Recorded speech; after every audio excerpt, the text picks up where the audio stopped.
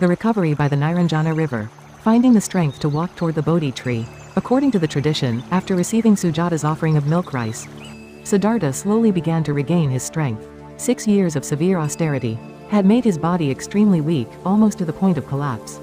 But through that long and difficult path, Siddhartha had come to see something clearly. Too much pleasure was not the way, and self-torment was not the way either. The path to truth was not found by breaking the body, but by setting the body and mind in a clear and balanced way. Now, before him, a quieter and wiser path was beginning to open. Today's story continues after Sujata's offering, when a small strength began to return to Siddhartha's weakened body. The body that had suffered through years of austerity did not recover all at once. His arms were still thin, his shoulders still narrow, and the marks of long discipline remained upon him. But one warm bowl of milk rice had given life back to a body that was almost like a fading lamp. His breathing slowly became steadier, and the body that had been near collapse began to find its place again.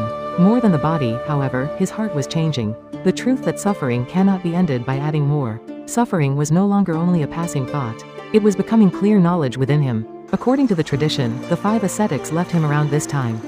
In their eyes, Siddhartha seemed to have stepped away from the strict path of austerity. They had watched him endure hunger, silence, and hardship for years. They had believed that this severe practice would lead him to awakening.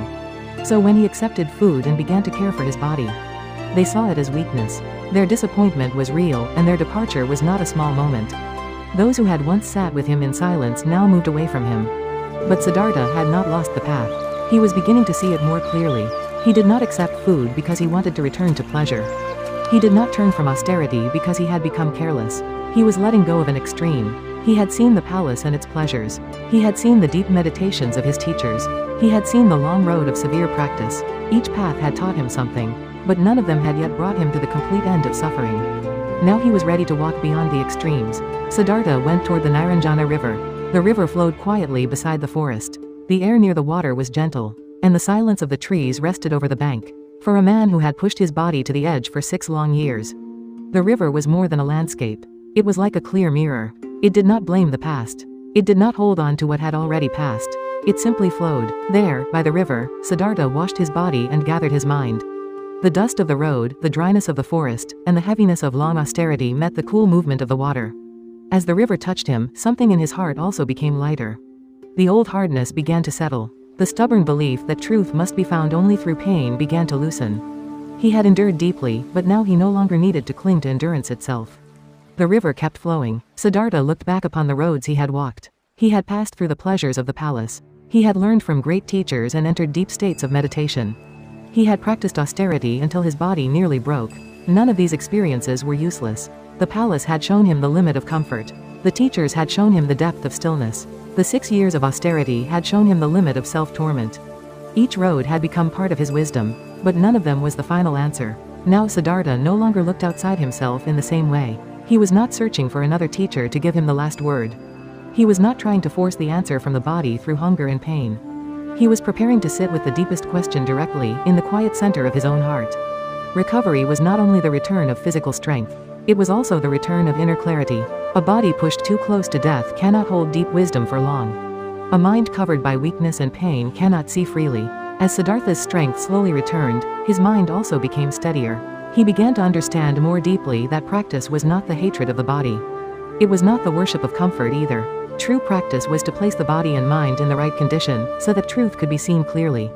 This understanding was quiet, but firm. After this time of recovery, the tradition says Siddhartha began to move toward the Bodhi tree. This was not only a walk from the riverbank to a tree. It was the movement of his whole life toward its deepest moment. The journey that had begun when he left the palace was now approaching its final turning point. He was no longer the prince protected from sorrow. He was no longer only a student seeking answers from teachers. He was no longer the ascetic trying to conquer the body through pain.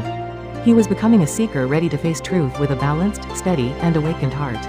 The path toward the Bodhi tree was quiet, but within that quietness, there was a strength he had not carried before. It was not the confidence of a prince. It was not the stubbornness of an ascetic. It was the calm resolve of one who had passed through failure, effort, loss, and discovery. Siddhartha walked not by forcing himself, and not by leaning on comfort. He walked with the steady heart of one who had learned from both. His steps were not hurried. They did not need to be. The search that had taken him through so many roads was now becoming simple. He would sit. He would look deeply. He would not turn away from the truth. The recovery by the Nairanjana River is remembered as a quiet but important moment. On the outside, it may seem like a simple scene: a weakened seeker regains strength, washes by the river, and walks toward a tree. But inside that scene, a great change is taking place. Siddhartha is leaving behind the idea that wisdom must come through breaking oneself. He is also leaving behind the softness of pleasure. He is choosing a clearer way. This story reminds us that coming closer to truth does not always mean pushing harder. Sometimes, the first step is to regain the strength to walk again. Sometimes, the heart must stop blaming itself long enough to breathe. Sometimes, rest and recovery are not a retreat from the path, but part of the path itself. There are times in our own lives when we keep moving forward even after our body and heart have become tired.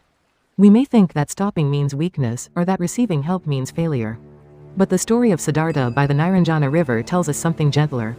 A tired heart cannot walk far by punishment alone. It needs clarity. It needs balance. It needs enough peace to see the next step. May we not despise the tired places within us. May we learn to receive strength without shame. And like Siddhartha by the quiet river, may we let the harshness of the past settle, regain the strength to walk again, and move toward a wiser and more peaceful path. If this story remained quietly in your heart, please subscribe and like to join me. In the next story, Siddhartha sits beneath the Bodhi tree and makes his silent vow until awakening is reached. He will not rise from that place. I will share that quiet night of resolve in the next story.